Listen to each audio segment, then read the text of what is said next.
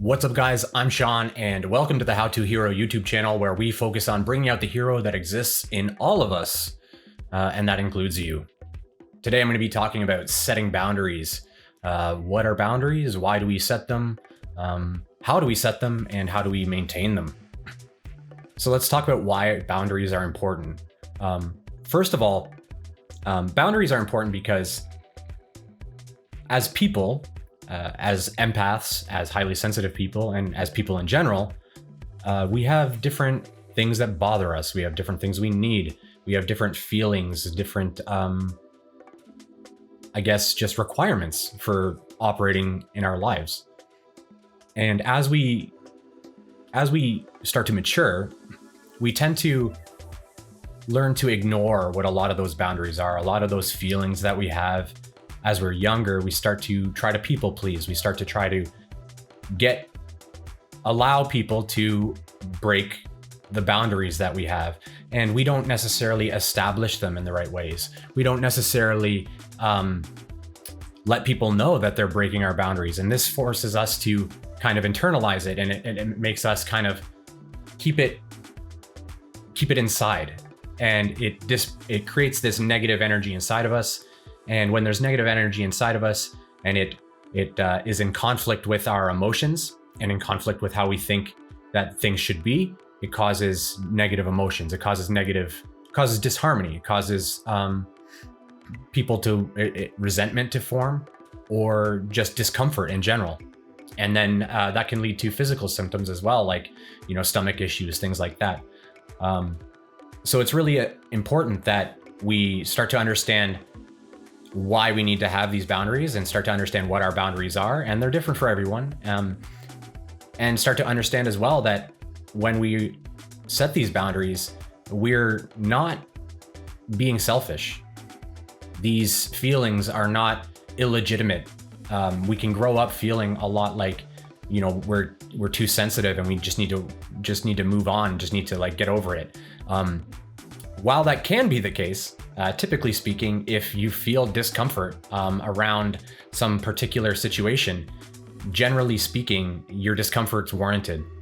Nobody can tell you how to feel. Nobody can tell you what should make you comfortable and what should make you uncomfortable. You're the one who decides that, and you're the one who determines whether situations are okay and whether they're not okay.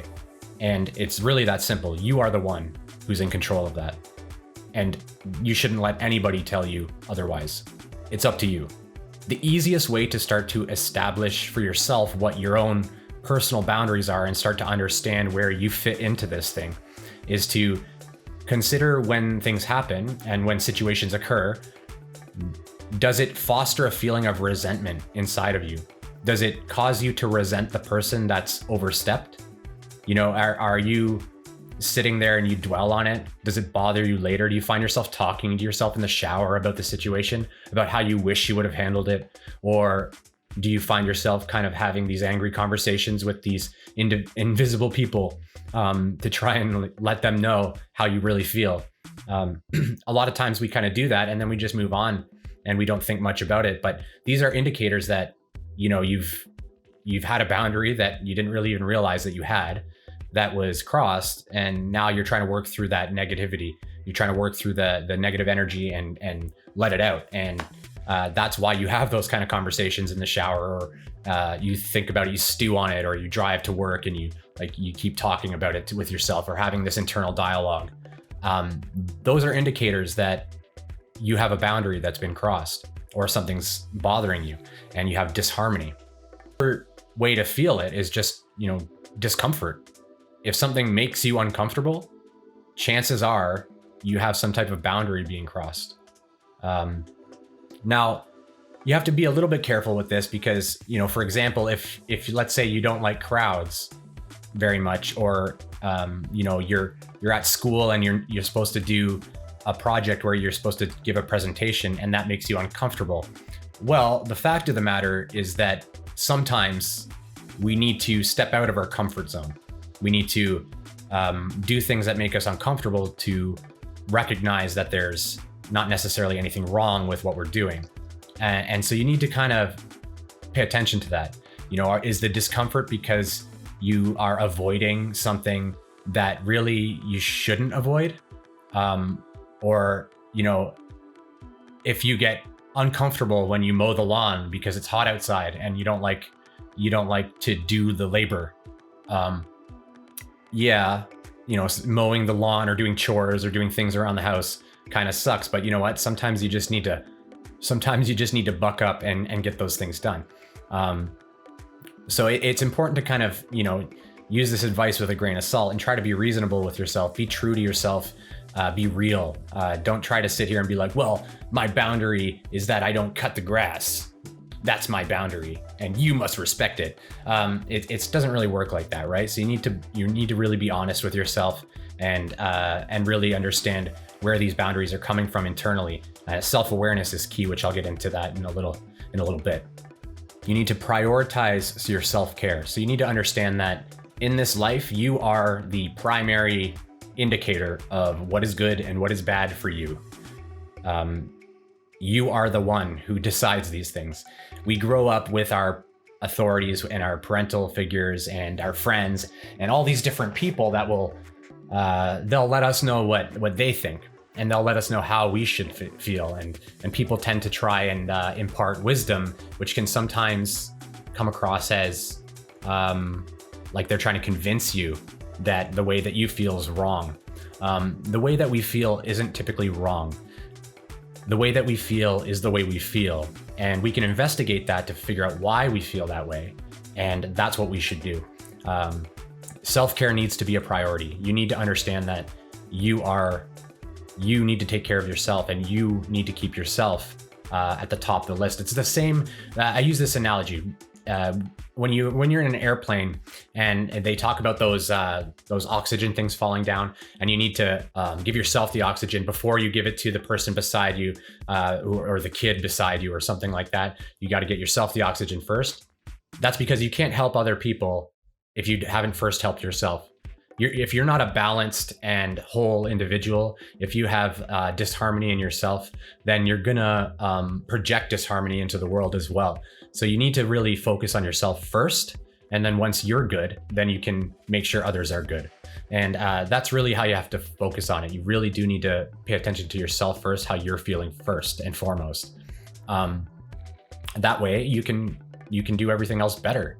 If you're a single mother and you're taking care of all your kids, and you have all these issues that are causing you all this disharmony, like chances are you're taking out a lot of that negativity on your kids. Chances are that even if you don't realize it, you're escaping into Facebook. You're frustrated, so you escape a little bit of your life into Facebook, and maybe you don't give as much attention to your children as you should, or maybe you're not as present with them when you're playing and stuff like that, or you don't give them the attention they need, that type of thing. You really need to pay attention to that type of stuff, because it creeps in and it can become autonomous. It can become very automatic in the way that it works and the way that it seeps into our lives. We do things without even thinking of them half the time because we're conditioned that way. Either we've conditioned ourselves to cope with things in that sort of way, or we've been conditioned by the authorities in our life, the people that we identify as the leaders of us, as the people that we turn to get clarity from. And especially as children, we don't know what to do. Well, we know that what feels good and what feels bad, and when we're kids, we're typically very in tune with that. But as we start to grow up and we start to understand that, I don't like this, but for example, my parents made me play baseball and all these sports, and I hated sports. I always hated sports. I didn't like watching sports. I didn't like playing sports. I didn't really get the obsession. I didn't get the competitiveness. I've always been a very sensitive man. I guess when I was a kid, I wasn't a man, but I've always been very sensitive for a boy. And in my generation, things are changing now, but in my generation, when I was younger, it almost wasn't okay. It wasn't okay to be sensitive like that. Like you were called a sissy and things like that. And so you would have to pretend. You'd pretend that things didn't bother you that did, or you'd pretend not to like things that you did like because you were afraid of being a scapegoat, or you were afraid of being mocked. You were afraid of not having friends. you wanted validation from other people. The validation has to come from inside first. And as kids, you look externally for everything. So you grow up looking for external validation in everything. And it's not until you're older do you start to kind of realize that, the validation needs to come from inside first. So self-care is, and whatever that means for you, self-care could be as simple as, going to the gym in the morning before you do other things, or reading at night, or, for me, I like to have baths in the morning. I love having a bath. I don't know why, it just relaxes me. It chills me out. So I'll have like a nice long bath when I'm getting ready in the morning, typically 30 minutes. Nobody else is awake. It's quiet. I get to just I tend to meditate. I'll sit in the bath and meditate for about 30 minutes every morning. And it just helps me get prepared for my day, helps me figure out what my priorities are, and helps me to ground myself for the day and set my intent and my focus. So you need to consider what that routine looks like for you, whether it's the morning or whatever it is, but you need to think about that and think about what makes you feel good, and then try to incorporate that into your day. Try to do things that are just for you every day.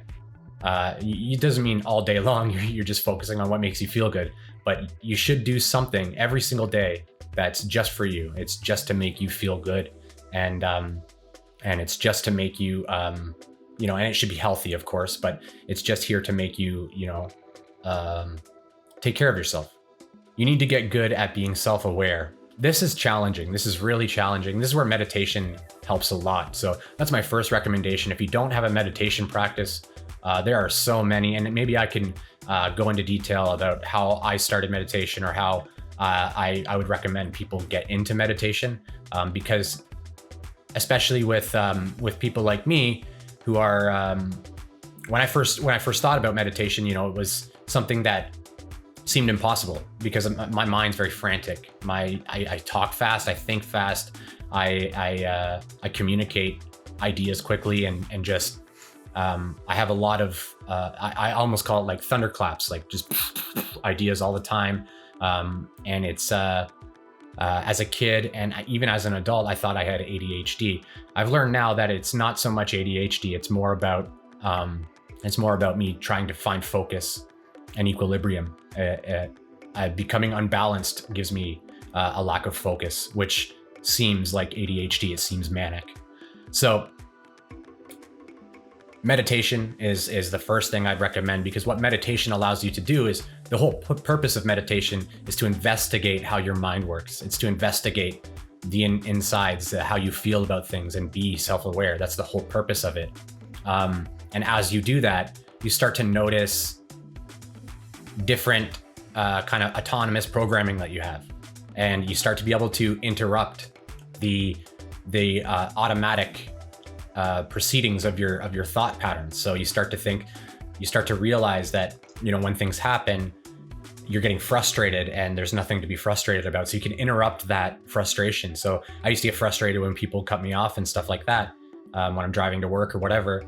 And, after I started meditating, I just kind of realized that it's purposeless. It's not serving any benefit. So as you practice meditation, you just start to become more self-aware just by having that skill, having that presence, the stillness, and you'll find a lot of solace in that. You'll start to have less cortisol infused days, because you'll be less stressed, you'll be less worried about all these external things. You'll be more present and more mindful. So mindfulness and meditation is a huge one. But beyond that, it's just about being aware of how you feel, why you truly feel that way. And you need to be real about that. Be real about the way that you feel.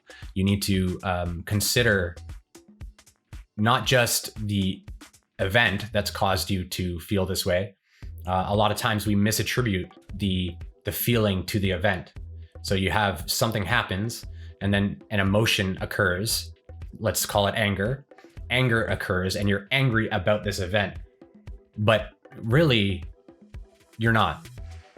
Most likely there's something about that event that ties into some other thing that you're feeling like you're lacking, or you're feeling like you've missed out on, or you're feeling like this event is to blame for some disharmony that you feel inside. And so to focus on that, you want to think about what that actual, what the disharmony is, what's the upset coming from. So for example, when you get cut off, you feel like these people have wronged you. You feel like they should be more aware of their surroundings, or they should be more compassionate, or they should care more about giving space on the road, or whatever they should do. But the fact of the matter is they didn't. The fact of the matter is that what you think they should do is irrelevant. They're going to do as they do always. People will do whatever they do. And when you sit there and stew in it, really you're just creating this, once you realize this whole back and forth about what they should or shouldn't do doesn't even need to happen, because it's not like you're having a conversation with them. They're not going to change their behavior. You're not helping them to identify something that about the way that they're driving that they can improve upon. Like, you're literally not even talking to them, right? So you're having this pointless dialogue with yourself, and you can get, I don't know about you, but you can get yourself pretty worked up, or I could get myself pretty worked up in these ways. So you start to realize that that's useless, and that the root of that is about control and misappropriating the control you believe you have about external events, external things, and also misappropriating the significance of these external events. It's so insignificant. If you're not going to remember that it happened in 5 minutes, chances are it's not worth thinking about beyond, oh, that's a thing that happened. And that's how you have to look at it. All of life, especially external things, those are all just things that are happening, and they happen.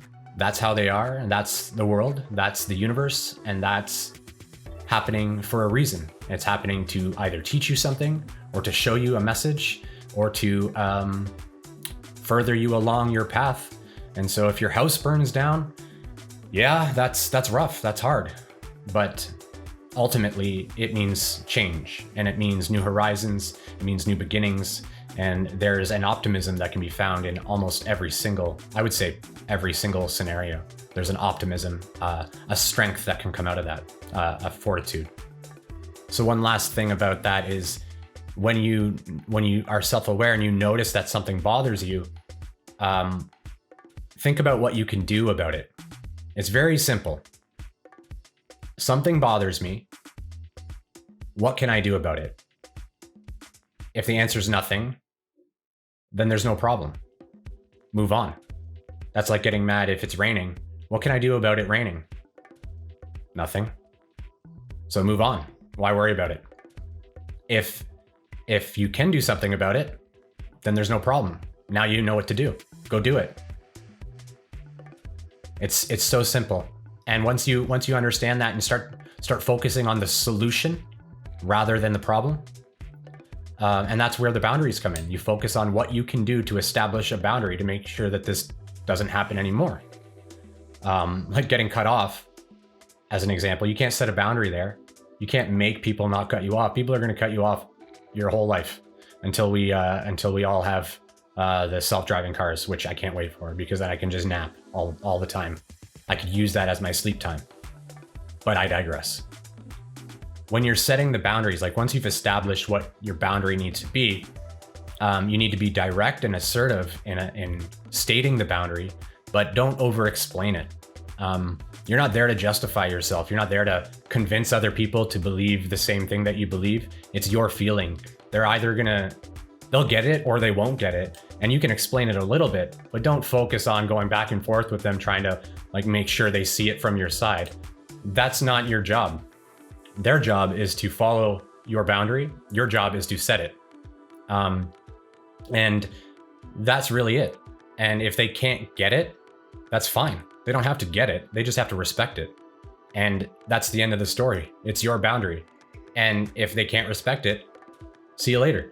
You don't have to, depending on the severity and depending on what it is, obviously, if your boundary is that your spouse should put the toilet seat down when they're done using the bathroom, and they always forget, chances are it's probably a bad idea to leave them over it, right? Like, it's probably their intent is to do that and do that for you, but they probably just forget. Absent-minded, people are in their mind, right? So ultimately, though, you want to use language that is not about placing blame. It's not about generating conflict. It's about letting people know what you need. So you use a lot of language like, I need this or that in order for me to feel good about XYZ. So like, for example, I need my baths in the morning. So let's say that it was becoming an issue. Like, every time I'd go to have a bath, people would barge into, I don't know, I'd have roommates or something, they'd barge in and bother me, which would be odd if your roommate's barging in on you while you're having a bath. That definitely is a cause to set a boundary. But if I say, I really need my 30 minutes in the morning, just quiet time by myself to have my bath, because that's how I just set my intentions for the day. I don't want to be interrupted during that time. It's very simple. And people will generally respect it. They'll go, oh, okay, whatever. And they'll move on. And once they, half the time people just kind of, when they have their boundaries broken and they haven't said anything about it, like they have these, let's say that my roommate is barging in and bothering me, but I don't tell them that it bothers me, they're going to assume it's fine. Why would they assume, maybe they came from a house where that was just normal, or they had roommates in the past where you guys did that. That's not, I wouldn't say that's normal. Maybe in college, I would say it probably is kind of normal. But in most like adult situations, it's not normal to barge in on other people while they're in the bathroom, right? So the chances are they just don't even realize that they're causing any of this issue for you.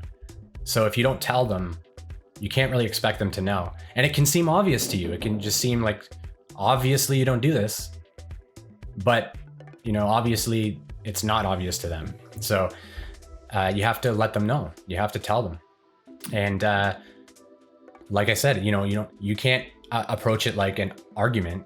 You always barge in on me when I'm in the bathroom, and why are you so disrespectful? Like, you're just asking to fight. You're asking to argue. You're placing blame. The person's immediately on the defensive. They're like, oh, well, maybe you shouldn't be so sensitive. And that's the kind of response they'll get. And how could you get any other response? Because they're going to defend themselves. They have boundaries too, and you're crossing them by attacking them. So basically, you want to maintain your boundaries, or set your boundary, but you want to do it direct and assertive. You don't want to, kind of tiptoe around it. Be like, well, I kind of like it when I have my bath. So like, if like maybe you could consider, if it's not too much trouble, like, no, I do this way. This is how it'll be. Here's why. Whoa. I got like fruit flies in here. Here's why the boundary is this way. And thank you. Thank you for respecting them. It's that simple. Like with any other skill, I recommend starting small. So just start with like little things like the bath thing. Start with, you don't pick your biggest gripe with your spouse or your dad or your mom or your boss and just walk in demanding it. Because not only is it something for you to learn how to kind of operate and kind of work through, it's also probably new for them. If you're watching this video and like concerned about setting boundaries and you're not somebody who does it well already, chances are the people that you're going to try and establish boundaries with aren't really anticipating that from you. Chances are you're pretty quiet about these things already. So if that's the case, then if you just come out of the gates with these big boundaries that are like changing everything about everything, they're sitting there like, what's going on? Like, they need some time to normalize with that as well, and to kind of get used to the idea that that these are boundaries and you're setting them and you're gonna have them maintained. So you start small, start with some of the lighter things, the easier things, and then you start to understand how it all works and how it makes you feel, and then you move on to the bigger things.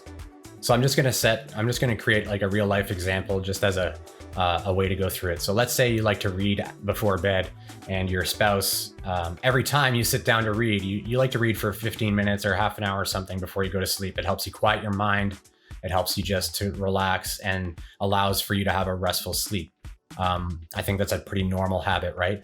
But let's say every time you do that, you just moved in with your girlfriend or your boyfriend or whatever, and now that you're moving in together, they're starting to have all these different situations come up. And one of them is that when you try to go read your book, they come and start to tell you everything about their day, or they start to just chat at you about random things. Like they can see you're reading, but they use this time to connect with you. Maybe you guys have busy days, whatever.